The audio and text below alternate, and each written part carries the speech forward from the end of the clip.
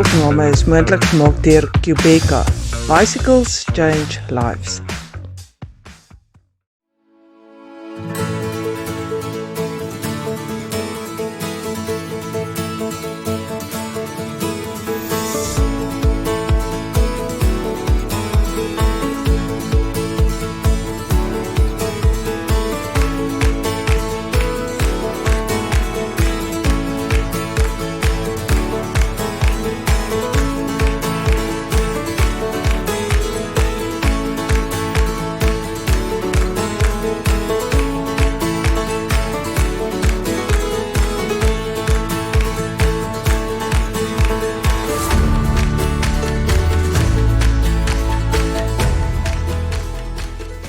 So, Natasha Sutherland is with me Yeah. in Nuuspod today. I'm actually ecstatic to be seeing you. Natasha, I don't know if you can remember, but I think it was like 50 years ago. Giving away our age now, hey?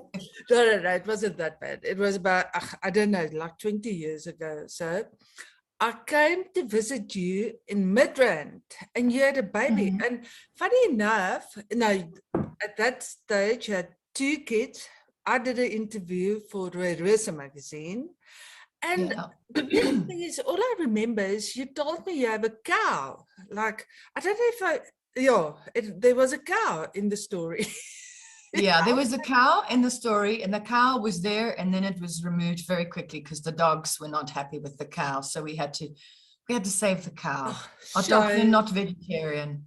But that was literally the last time that I saw you. And you look were at what's happened with life. You were Samantha in Igoli. That was we were talking about that. And then it was kind of as if you disappeared from the scene. And the next moment, I got this email and they said, you are Shirley Valentine. And I know you've been in Scandal and you've been busy, but Yeah, I haven't actually disappeared from the scene. I've been doing loads. I've been blessed that I've had loads of work, but yeah, I've disappeared off the Ogoli scene and all of that for a while. But Yeah. tell us, what did you do ever since? What have you been busy with? Gosh, well, I've been busy with Scandal for years and years and years. So that's doing television has been amazing. Then I've also done a lot of amazing theatre work, which is wonderful because that's how I started off in the acting industry. I started off doing theatre in Durban for the Natal Repertory Theatre Company. So I did something for the Market Theatre, and I did lots of beautiful, amazing, interesting projects, beautiful plays. Worked with amazing actors and directors, wonderful plays, wonderful roles for women, which I was very excited about.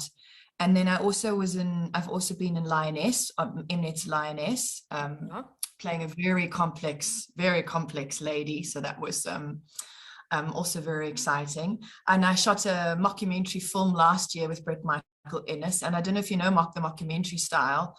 It's like The Office and Modern Family, that kind of style.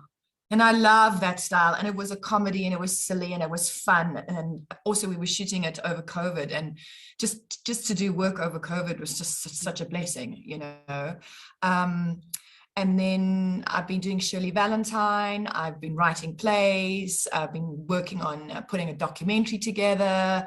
So and then raising 2 boys. So it's been really fruitful and really busy. And then also, like everybody, trying to work our way through the strangeness of the pandemic, which was sort of knocked us all sideways. And I think that's one of the reasons why maybe Shirley Valentine is resonating so much with the audiences, because the play essentially is about embracing life and living life to its fullest. And I think after the pandemic, that's something that a lot of us have come out with. I think it made us reflect a lot on who we are and what we're actually doing with our life. I could be wrong, but that's the feedback that I seem to be getting from people. Don't know how you felt during that time. Yeah, absolutely. So I think just to go back a little bit, tell us about Shirley Valentine, the play, because I know it's a one-woman play, which is daunting, just the idea of it. I know, right? Well, it was a play that was written in the 80s by Willie Russell, UK playwright. Yeah. And a lot of people obviously associated with the movie that Pauline Collins was in, which had a full cast, Tom Conti played Costas and Joanna Lumley was in it. And but the one woman show actually became before the movie. Really? I think it was so successful. Yeah. And Pauline Collins was in the play.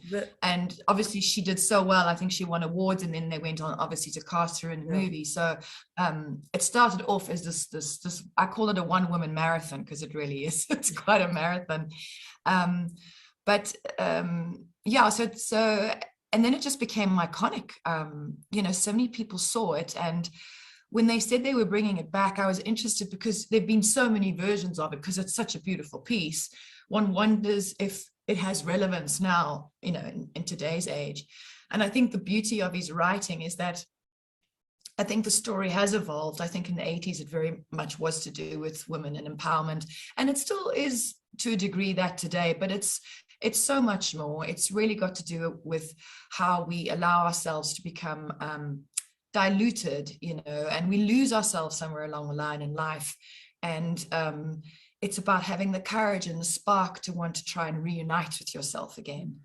And that's why I think people are watching it, and it's just been such beautiful feedback about how it has reunited people or brought them in touch with a little voice inside them that was saying something that maybe they were ignoring.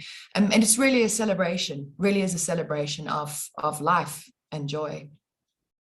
What you didn't say just now, and what I should remind you about, is you're also a motivational speaker, and you're the author of quite a few books, hey?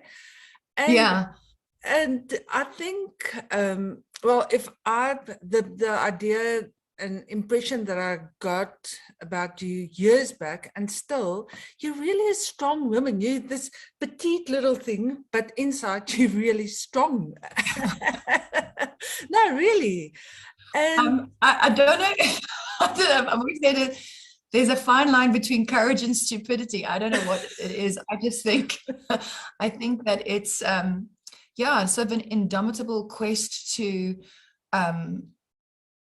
try and find the gratitude and the light, even when times are tough. I call it to look at the contrast and use the contrast to sort of explain to myself about what is not working, or what I would like to change, or what I can live with, or what I'm struggling against or fighting with. And funnily enough, I wrote a book called Fairy Tale, The Quest for Muchness, which was my last big motivational speech I did based on that book. And it was really about how women wear so many hats. We're mothers and wives and friends and lovers and daughters and everything. We wear so many hats that somewhere along the line, a lot of us sort of disappear. We become diluted. And so I wrote that book, and then I did the motivational talk, which was very successful and seemed to resonate with a lot of people. And then ironically, so many years later, I get to do Shirley Valentine, and the story thread is very, very similar. Shirley Valentine obviously has got a lot to do with the fact that it's very much empty nest as well. Her kids have grown up and left. And I think that's a big thing for a lot of people, not just women, but men as well, but especially mothers, when their kids grow up and leave, there's this vacuum. And the identity of mother was so dominant, and now it's not as dominant. And then we kind of go, well, who am I? Who am I? Well, where am I? Where did I go?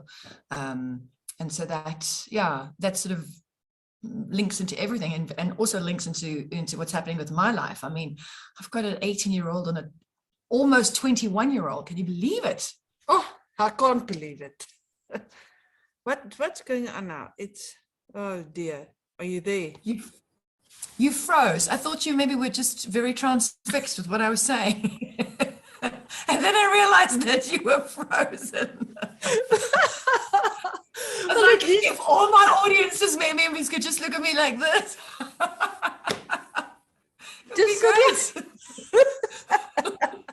Well, you also Did you hear any of that? Did you I hear did. any of it? No, I did hear everything, but you were also frozen, but I heard all the words. Oh, cool. Okay. This was actually so funny now. I want to talk about motherhood and how you are a single mom, hey? How did That's my cat. My cat is meowing. Well, In winter, I am the hot water bottle. I do not take it as a compliment, like everybody says I should. Just tries to sit on top of me because I'm a hot water bottle. Oh, cute. But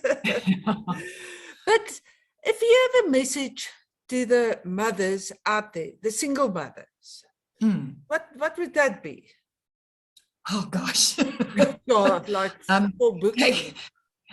Take your vitamins. Do everything you can to look after yourself, because you are looking after others. You know, it's a balancing act, and also I would say just be open to the help that comes to you in the form of things that you don't expect. You know, you think your life's going to be a certain way, and then it's a different way, but life has a funny way of giving you people and gifts along the way that actually help you out and help you be a human and help you be a mother. But I think the biggest thing is to look after yourself, so you can look after them. Yeah, those ones. absolutely. Thinking about them in the bedrooms at the moment. Yeah, it's a huge challenge, and I'm not saying that I've always got it right. For sure, I wish they could go back and do some things differently. But I think that's parenthood, whether you're a single parent or not. Look after your. It sounds so silly, doesn't it? But really take care of yourself so you can take care of them. Keep filling up the well, I call it. Yeah. Because if you run dry, then you're just this shell, and other than obviously providing safe place and food on the table and all those sorts of things, you're also needing to be present for them, and you can't be present for them if you're not present for yourselves or present in your life.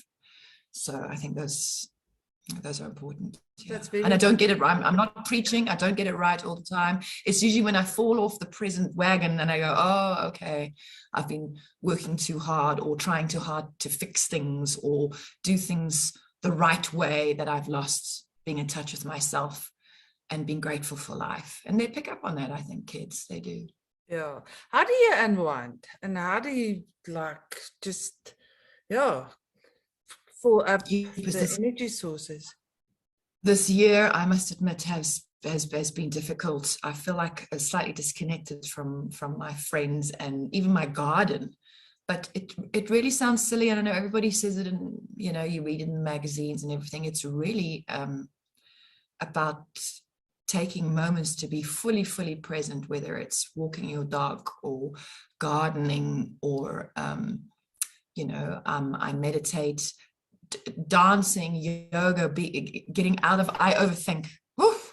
I think maybe that's maybe a single mom thing. I don't know. I could be wrong. I overthink a lot, so it's a lot about trying to do things that take me out of my mind and back into my body and back out into the world. So connecting with friends, making conscious effort to connect with friends, to connect with people. Like my one son, I try very much to be in my kids' world. So I watch a lot of what they watch. And he shows me all these silly YouTube things, and we watch like silly movies and we laugh. There's nothing better than a good belly laugh to unwind. Yeah, very important. And I mean, I'd love to say things like, go to the sea and go here. I mean, but we don't. But I mean, Shirley Valentine, because this is the repeat season. At the beginning of the year, we did a season in Joburg and then a season in Cape Town, and I was in Cape Town and just looking at that sea. I'm a Durban girl, so realizing how long I've been landlocked. just looking at that sea and breathing. It sounds so corny, but it's just it just helps the whole central nervous system, which is kind of, sometimes we get locked into it with fight or flight. It just helps you release and breathe. So the show, Shirley Valentine's show, is going on this week still at Monte Cassino. Yeah. And then what? It's not stopping altogether, is it? Well, yeah, we were brought back for repeat season. So we finished our last shows this Sunday. Yeah. And then we go back to Cape Town for a couple of weeks to Theatre on the Bay, beginning of August. You can hear I've been doing the one-woman show. Not a great advert. And then it's winter. So we go back to Theatre on the Bay for 2 weeks in August. So that's going to be great going back there. It's a beautiful theatre to do the show. Oh, it is a beautiful theatre, eh? Yeah, I mean, the sea's right there. The sea's right there. There's this beautiful line when Shirley goes, because, I've got to speak in a Liverpool accent, I've got to speak. And, she talks to a wall because she's so lonely. Yeah. I'm sure you know that. Yeah. The play. But there's this lovely line in the play where I go, oh, look, oh, wall, we can pretend this is the sea. Look at the sea, look at the sea. And while I'm standing there on stage, I literally know that just past that wall is the actual sea. Yeah. Yeah, that's very cool. Oh, beautiful. Would you say it's only a show for girls, or who should go and see it? No, it's a show for everyone. I mean, I had a message the other day come in from a woman going, I wish I could read it to you. She just said, thank you so much for your show. She said, my 19-year-old daughter who's been, hurt and sort of was scared of love, it appealed to her, and it appealed to me, and I'm in my 40s, and she said, I laughed loud and I cried ugly, and I did all the things we're supposed to. So I think it's across the age gap. And I mean, we have a lot of men come to see it as well. A lot of men resonate with it too. I'm always interested to see which lines get chuckles, like from the men or the women, because there's a funny line about marriage in it. Shirley does do this little talk about the clitoris, and everybody knows from the movie there's that big Costas orgasm moment that everybody's waiting for in the play. So it's got a lot about sex positive, communication and empowerment in it. And what was beautiful is I had a lot of guys come to me afterwards and say that when they watched the play, it helped them connect and understand with their mothers more. And I just thought that's so beautiful. It's A, so beautiful that it does that, and B, it's so beautiful that guys, men, all ages, wanted to come and share that with me. I understand my mom better. I understand what my mom's been going through. I understand how much my mom has been giving of herself. So I think just because a play maybe is directed at that demographic, that doesn't mean to say that another demographic can't gain something from it. Absolutely. And people laugh. The guys laugh as well. Did your boys see the show? They did see the show. Yeah, they have seen the show on separate occasions. My eldest Sebastian actually came to see the opening night last week, and he's very sort of straight-faced Sebastian, but he said, I'm proud of you, Mom. I'm always proud of you. Oh. And it was so lovely because I tried not to see him in the crowd, but just towards the end, I saw him, and my heart just wanted to jump out of my chest, And I remember I did the bows to the audience, and then I just looked at him and I gave a cheesy little heart. Oh. And I can't explain how amazing it is, as for me, raising them and then standing in an audience and seeing my 21-year-old son stand up and give me a standing ovation. And I know that it really comes from his heart. It's just one of those moments, some people say winning the lottery, not that I wouldn't mind winning the lottery, but it's one of those moments that will go in my top moment list, is to have my sons in an audience watch me, do a show like that and be proud of me. Yeah, I must say, I've also got two boys, also the same kind of age. And all of a sudden, when you said just now, you laugh together, and they're like real people now, and you can start enjoying them in such a different way. It's special. Laugh together and also argue together. Yeah. And the thing is, when they're older, their arguments are actually really good. I've got a like be on my toes, all the time. I know. But yeah, it is wonderful. I mean, I loved them when they were younger and they were little. And then obviously you always miss, I'm sure you always miss that. But now they're growing into these young men, and it's also, they share so much of their world. They share so much of their lives with me that I would never be open to it, at my age, with the sort of scope of things that I watch. So I really, they enrich me. They enrich me in so many ways that I'm very, very grateful for. I'm almost done, but I just want to say, you really look happy and content, really. Thank you. That I am. I mean, not to say that I don't have, I don't have my moments. Yeah, I think we all have. We have to work. I know it sounds maybe silly. You have to work at happiness, not in a way where I'm saying it must be a grind or a stress, but I think working at happiness is about dropping this narrative in our head about the darkness and the worry and the fear and the everything. When we try and release that, we allow the happiness to come in and celebrate life. Yeah. No, you can see it. You've just got this happy vibe about you, which is nice to see. Listen, but I'm coming to see your show. I'll find a way. Can you come in August? Are you off to Morocco maybe in August, or I don't know, somewhere? Where are you going to go now? Well, in August I'm booked in Joburg, so what can I say? Well, you're going to fly to Cape Town to see the show, because I mean, you're doing your own Shirley now going to Zanzibar, which is great. But I'll try and come see the show. I'm definitely. I mean, definitely. It is just me talking, but she's just divine, Shirley. She's just delicious. Not me. I'm saying character. I know the plays, so the movies. So I would love to see it. Really. Thanks, Natasha. I appreciate it, and thanks for making time for this. No, thank you. Thank you so much for the time. And please just say hello to the sea and the mermaids and the sun for me. I'm very jealous in a good way. I will. Will do. Thanks, man. All right. Thanks so much. Bye-bye. Okay. Bye. Bye. Nuuspod. Onbevange, onbegrens, onbevooroordeel.